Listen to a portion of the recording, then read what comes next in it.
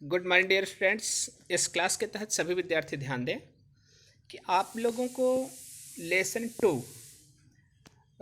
मतलब कि चैप्टर 2 की स्टडी करने हैं।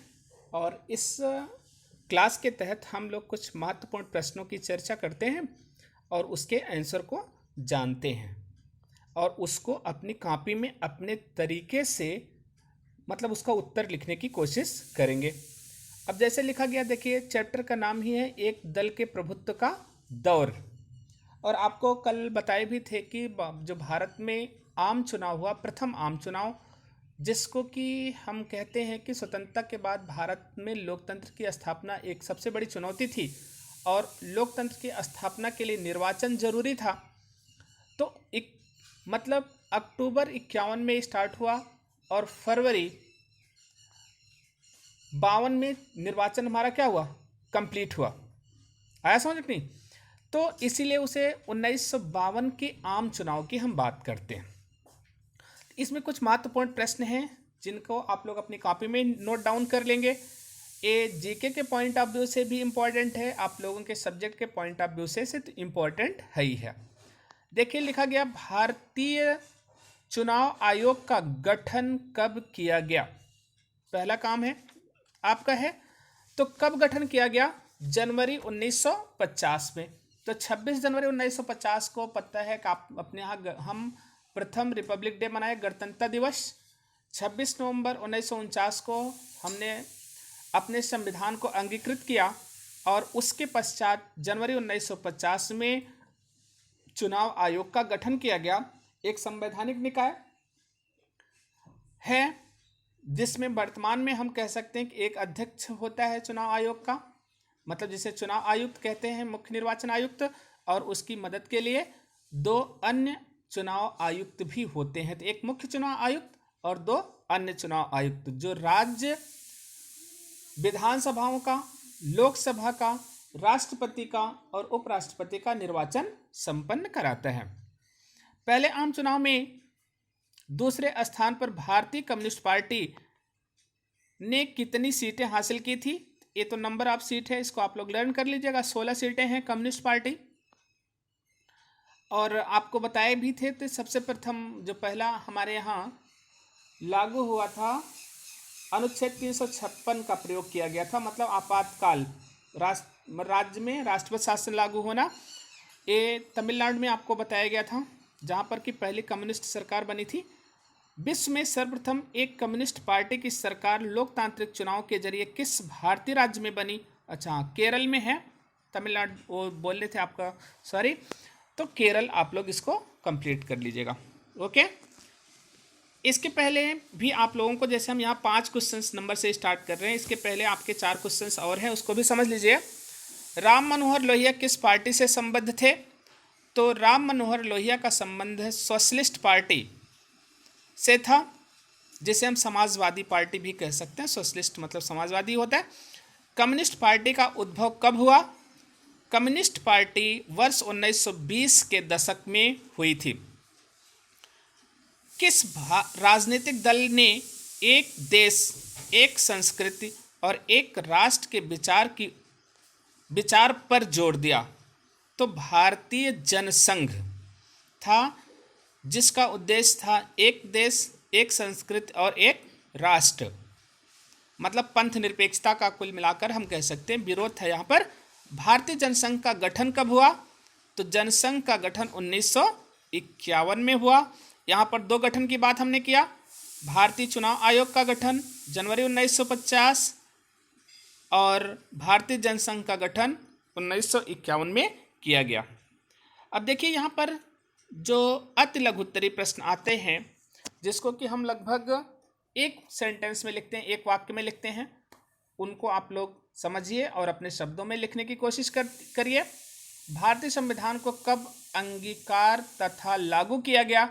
अंगीकार आपको पता है 26 नवंबर 1949 को, और जो लागू किया गया पूर्ण रूप से 26 जनवरी 1950 को लागू किया गया। इसको आप लोग तैयार करेंगे। भारत के पहले चुनाव आयुक्त आप लोगों को पहले भी लेक्चर में, फर्स्ट लेक्चर में बनाए थे। आयुक्त कौन थे? शिव कुमार सेन, ठीक। और इसका गठन कब हुआ था जो चुनाव आयोग, आप लोगों को पता है जनवरी 1950 में हुआ था। संविधान निर्माण डॉक्टर भीमराव अंबेडकर द्वारा संविधान सभा में 25 नवंबर 1949 को दिए गए भाषण के विषय में बताइए कि उनका भाषण क्या था। ये तो लर्न करके आपको लिखना पड़ेगा। संविधान निर्माण निर्माता डॉक्टर भीमराव अंबेडकर द्वारा संविधान सभा में 25 नवंबर 1949 को दिया गया भाषण निम्नलिखित है। क्या है? हिंदुस्तान की राजनीति के नायक पूजा जितनी बड़ी भूमिका अदा करती है, उसकी तुलना दुनिया के किसी भी देश की राजनीति में मौजूद नायक पूजा के भाव से नहीं की जा सकती। लेकिन राजनीति में नायक पूजा का भाव सीधे पतन की ओर ले जाता है और यह रास्ता तानाशाही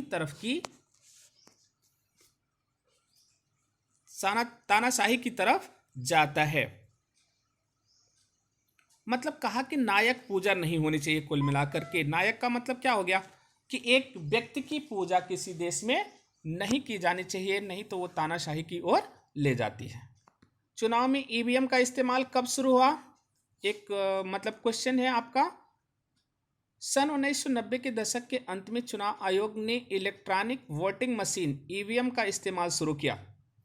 2004 तक संपूर्ण भारत में ईवीएम का इस्तेमाल चालू हो गया। तो मतलब 90 के दशक में प्रारंभ हुआ और 2004 में इसे पूर्ण रूप से इस्तेमाल किया जाने लगा। एक दल के प्रभुत्व के दौर का क्या अभिप्राय है? यही आपके चैप्टर का नाम भी है। अभिप्राय आप लोगों से अच्छी तरह से समझ लीजिए। एक दल के प्रभुत्व के दौर का अभिप्राय स्वतंत्र भारत में लंबे समय तक कांग्रेस पार्टी के सत्ता में रहने से है। कांग्रेस के पहले 3 लोकसभा चुनाव क्रमशः 52, 57 और 62 में विशाल बहुमत हासिल किया। इस दौरान अन्य पार्टियां इतनी कमजोर स्थिति में थी कि वह कांग्रेस से लड़कर सत्ता हासिल नहीं कर सकती थी। यह दौर ही एक दल के प्रभुत्व का दौर कहलाता है। जैसे कि इधर हम 14 के चुनाव में देख सकते हैं, 2014, और इसके बाद 2019 के चुनाव में हम लोगों ने देखा कि भारतीय जनता पार्टी के सामने अन्य पार्टियां क्या हो गई? बौनी साबित हुई। मतलब यहां भी हम कह सकते हैं कि अब एक पार्टी का दौर स्टार्ट हुआ है। तो वो ये बात हमारी क्या थी? प्रारंभ के दौर की थी। भारतीय चुनाव प्रणाली में किस पार्टी के सत्ता में आने का कौन सा तरीका अपनाया गया है? चुनाव प्रणाली में किसी पार्टी के सत्ता में आने पर, तो इसमें देखिए सर्वाधिक वोट पाने वाले की जीत का तरीका अपनाया गया है। सत्ता वही प्राप्त करेगी जिसे सर्वाधिक सीटें मिलेंगी। इस प्रणाली में यदि कोई पार्टी बाकियों की अपेक्षा थोड़े ज़्यादा वोट हासिल करती है तो दूसरी पार्टियों को प्राप्त वोटों के अनुपात की तुलना में उसे कहीं ज़्यादा सीटें हासिल होती हैं। सोशलिस्ट पार्टी का गठन कब हुआ? बताए थे। इसके संस्थापक कौन थे? राम मनोहर लोहिया।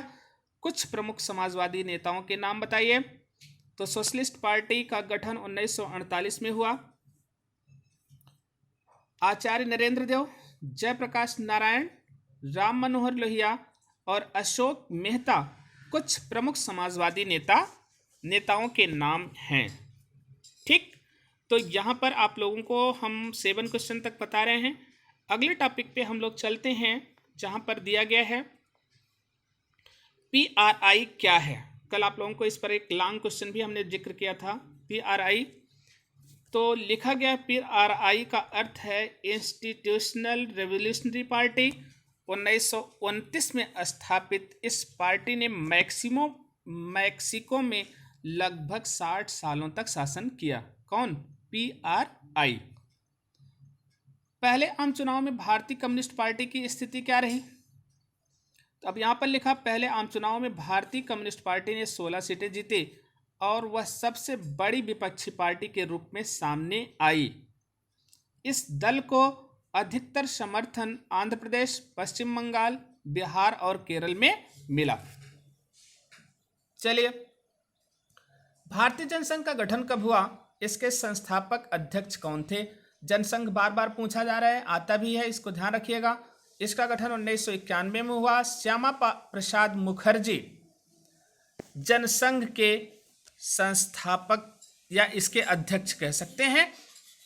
भारतीय राजनीति के किस कालखंड को कांग्रेस प्रणाली कहा जाता है, तो कह सकते हैं इसे भारतीय राजनीति के चुनावी प्रतिस्पर्धा के पहले दशक को कांग्रेस प्रणाली कहा जाता है, मतलब जो फर्स्ट 10 ईयर्स था, क्योंकि इस कालखंड में कांग्रेस ने शासक दल की भूमिका निभाई और विपक्ष की भी, मतलब उस समय विपक्ष था ही नहीं। स्वतंत्र पार्टी के संस्थापक कौन थे, तो स्वतंत्र पार्टी के संस्थापक श्री राजगोपालाचारी थे। 1959 में इस पार्टी की स्थापना की गई। ये सब पूरा तथ्य है, इसको लर्न करने की आपको जरूरत है। भारत और मैक्सिको दोनों ही देशों में एक खास समय तक एक पार्टी का प्रभुत्व रहा। बताएं कि मैक्सिको में स्थापित एक पार्टी का प्रभुत्व कैसे भारत के एक पार्टी के प्रभुत्व से अलग था। देखिए, एक पार्टी का दौर, एक मैक्सिको की PRI पार्टी के बारे में है और कांग्रेस के बारे में। तो यहां समझ लीजिए आप लोग, मैक्सिको में स्थापित एक पार्टी का प्रभुत्व भारत की एक पार्टी के प्रभुत्व से अलग था। मैक्सिको में यह एक पार्टी प्रणाली थी, ना कि प्रभुत्व। वहां पर मतलब एक पार्टी का ही सिस्टम था और अपने यहाँ एक पार्टी को बहुमत हासिल होता था। ठीक, तो इसको आप लोग तैयार कर लेंगे कि भारत में कांग्रेस पार्टी ने लोकप्रिय मतगणना के आधार पर प्रभुत्व स्थापित किया, जबकि मैक्सिको में इंस्टीट्यूशनल रिवोल्यूशनरी पार्टी ने परिपूर्ण तानाशाही के आधार पर शासन स्थापित किया। भारत में स्वतंत्र और निष्पक्ष चुनाव हुए, जहां चुनाव में हार भी निष्पक्ष रूप से होती थी, लेकिन मैक्सिको में चुनावों में जीत हासिल करने के लिए PRI हेरफेर व धांधली भी करती थी। ओके, अब देखिए यहाँ पर स्वतंत्र प्राप्ति के पश्चात लोकतंत्र की स्थापना करना एक बड़ा जुआ और चुनौतीपूर्ण कार्य था। कैसे, आपको पहली चुनौती भी थी लोकतंत्र की स्थापना, तो किस प्रकार से थी, इसे आप लोगों को पढ़ना चाहिए, याद करना चाहिए। एक क्वेश्चन भी आप इससे तैयार कर सकते हैं।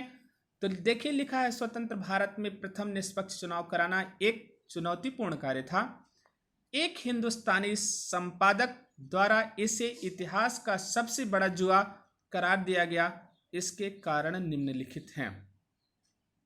क्या है, पहला, उस समय लोकतंत्र सिर्फ धनी देशों में ही कायम था तथा यूरोप के बहुतेरे देशों में महिलाओं को मताधिकार नहीं मिला था। ऐसे समय में भारत में सार्वभौम मताधिकार पर अमल करना बहुत कठिन कार्य था। 17 करोड़ मतदाताओं हेतु घर घर जाकर मतदाता सूची तैयार करना चुनौतीपूर्ण कार्य था। तो पूछा जा सकता है कि प्रथम आम चुनाव में कितने करोड़ मतदाता थे? 17। अशिक्षा भारत में प्रथम आम चुनाव में बड़ी बाधा थी, क्योंकि अशिक्षित और अनपढ़ लोगों को लोकतंत्र के विषय में समझाना कठिन कार्य था। भारत की जनता ने अभी तक राजतंत्र और अंग्रेजी शासन को ही देखा था, अतः अधिकतर लोग चुनावों से परिचित नहीं थे।